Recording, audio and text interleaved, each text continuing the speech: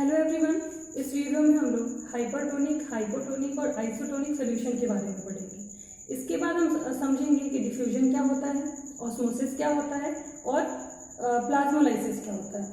तो देखो, ये जो टॉपिक है ना हाइपर, हाइपो और आइसोटोनिक वाला, 9th क्लास का जो सेल चैप्टर है, 11th क्लास में भी इसको पढ़ना है। ये थोड़ा सा समझने वाला टॉपिक है, जनरली स्टूडेंट्स को इसमें प्रॉब्लम आती है, तो कोशिश करते हैं कि अच्छे से इसका कंसेप्ट क्लियर हो जाए। तो चलो स्टार्ट करते हैं। तो टॉपिक हमारा है hypotonic solution, second hypertonic solution and third isotonic solution. ठीक है,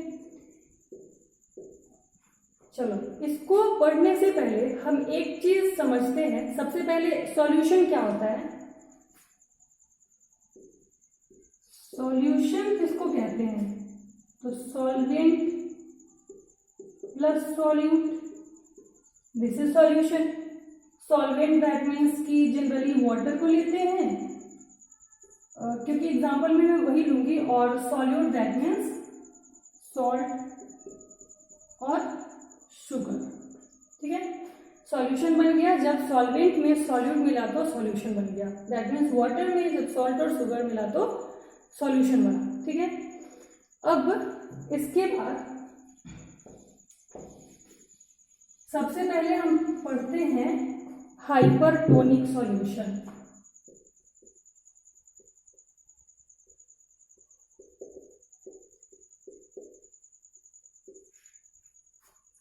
हाइपरटोनिक सॉल्यूशन किसको कहते हैं? तो देखो, कोई भी सॉल्यूशन जब अकेला है, यानी कि एक बीकर के अंदर जब सॉल्वेंट यानी कि वाटर है और इसमें हमने सॉल्ट मिला दिया, यानी कि सॉल्यूट मिला दिया, हमने सॉल्वेंट के अंदर सॉल्यूट यानी सॉल्ट को जब मिला दिया तो ये क्या बन गया?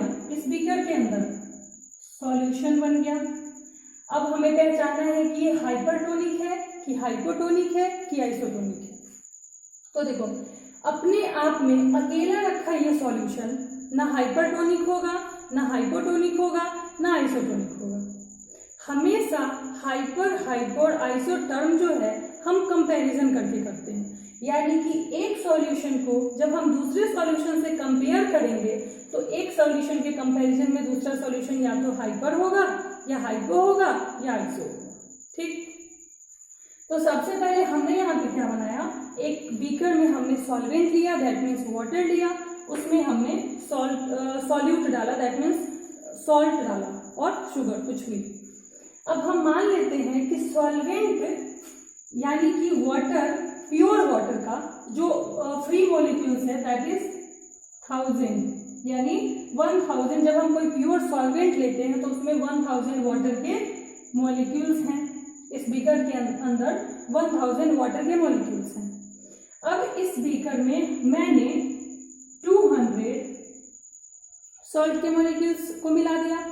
अब हमने पहले ही देखा था कि सॉल्यूशन कब बनता है? जब सॉल्वेंट प्लस सॉल्यूट होता है, यानी कि सॉल्वेंट के मॉलिक्यूल्स के साथ सॉल्यूट का मॉलिक्यूल्स बाइंड होगा, यानी कि इस वाले बीकर में जो 1000 सॉल्वेंट वाटर है उसमें 200 सॉल्यूट का मॉलिक्यूल जब बाइंड होगा तो वाटर का फ्री मॉलिक्यूल कितना होगा?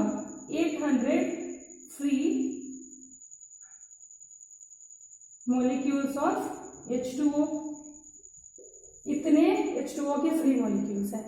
अब हम एक सेल लेते हैं, सेल के अंदर भी सॉल्यूशन है, दैट मीन्स सॉल्वेंट है और सॉल्यूट है। तो हमने यहाँ पे भी माना कि अगर सॉल्वेंट है तो सॉल्वेंट 1000 फ्री 1000 मॉलिक्यूल्स हैं H2O के इस सेल के अंदर, और इस 1000 मॉलिक्यूल्स में हमने 100 सॉल्ट के मॉलिक्यूल्स को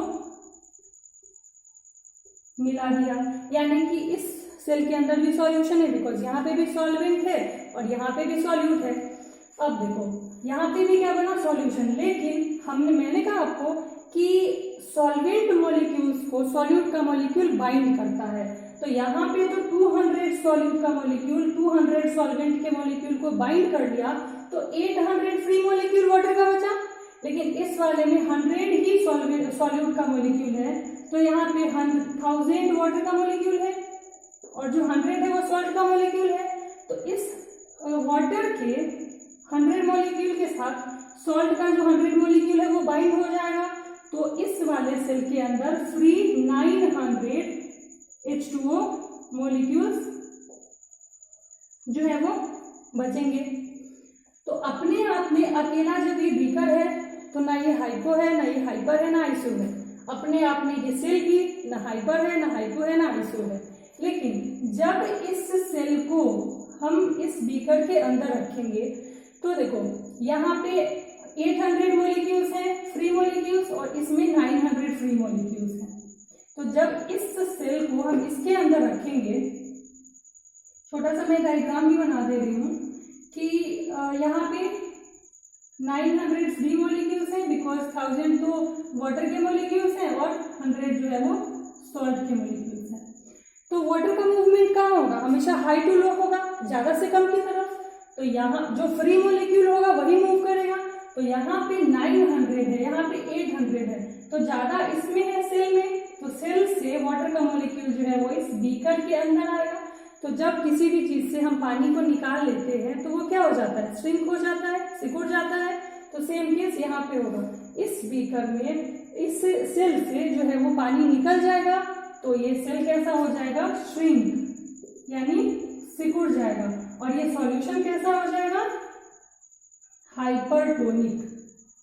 हाइपरटोनिक किसके कंपैरिजन में? इस सेल के कंपैरिजन में ये जो बीकर का सॉल्यूशन है ये हाइपरटोनिक सॉल्यूशन हो जाएगा। और जब हम किसी सेल को हाइपरटोनिक सॉल्यूशन में रखते हैं तो वो हमारा सेल क्या हो जाता है? श्रिंक हो जाता है, सिकुड़ जाता है। ठीक, अब हम दूसरा लेते हैं।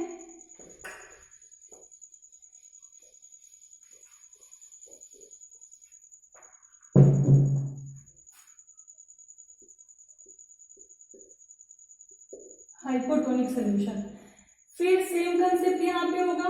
हमने लिया एक बीकर, बीकर में हमने रखा 1000 सॉल्वेंट यानी H2O के मॉलिक्यूल्स, और इस बार हमने क्या किया?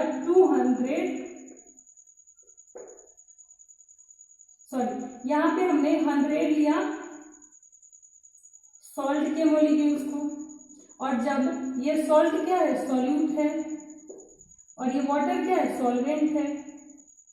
तो जब किसी बीकर में सॉल्वेंट भी रखा है और सॉल्यूट भी रखा है तो ये क्या बन जाएगा? सॉल्यूशन बन जाएगा। अब ये सॉल्यूशन हमें जानना है कि हाइपर है कि हाइपो है कि आइसो है।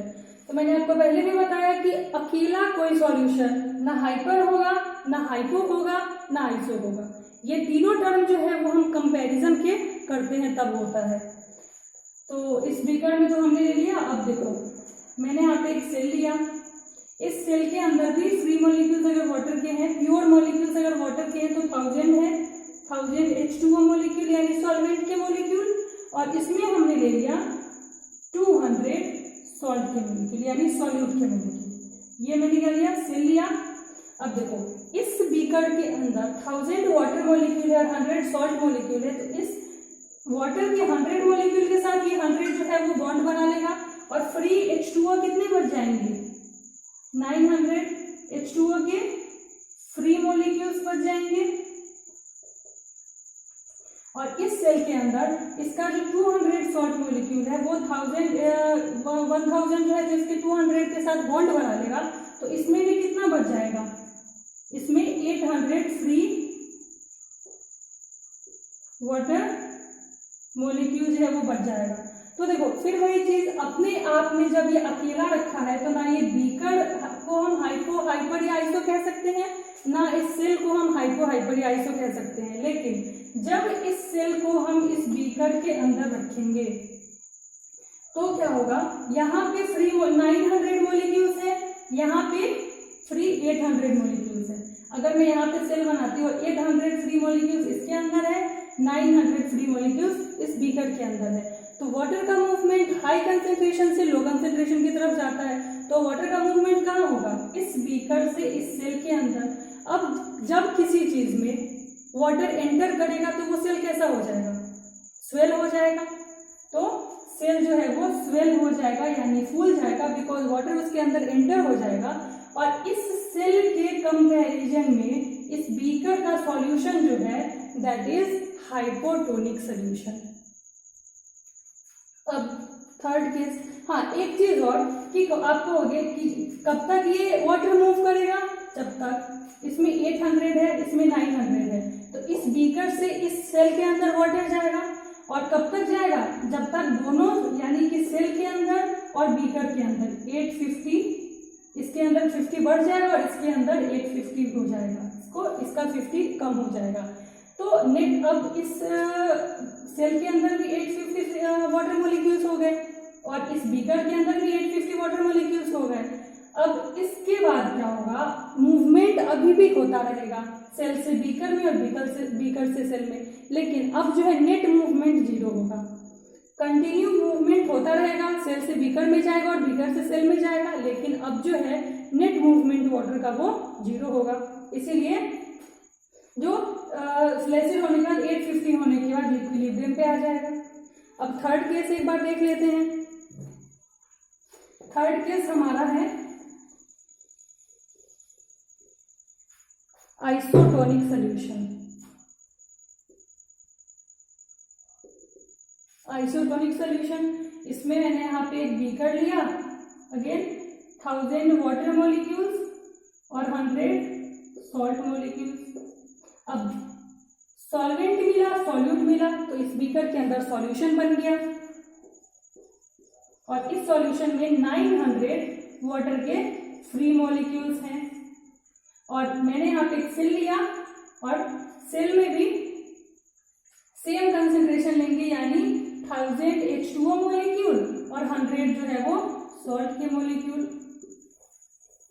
अब देखो इसमें भी 900 फ्री मॉलिक्यूल है, बिकॉज सॉल्वेंट 1000 है और सॉल्यूट 100 है। इसमें भी फ्री 900 मॉलिक्यूल होंगे, बिकॉज यहाँ पे भी मैंने 1000 सॉल्वेंट का मॉलिक्यूल लिया है और 100 सॉल्यूट का मॉलिक्यूल लिया है। तो 900 जो मॉलिक्यूल है, तो जब हम इस सेल को इस बीकर के अंदर रखेंगे तो ना तो जो स्वेलिंग होगा इस सेल का, ना श्रिंकेज होगा, बिकॉज जो नेट मूवमेंट है वो 0 होगा।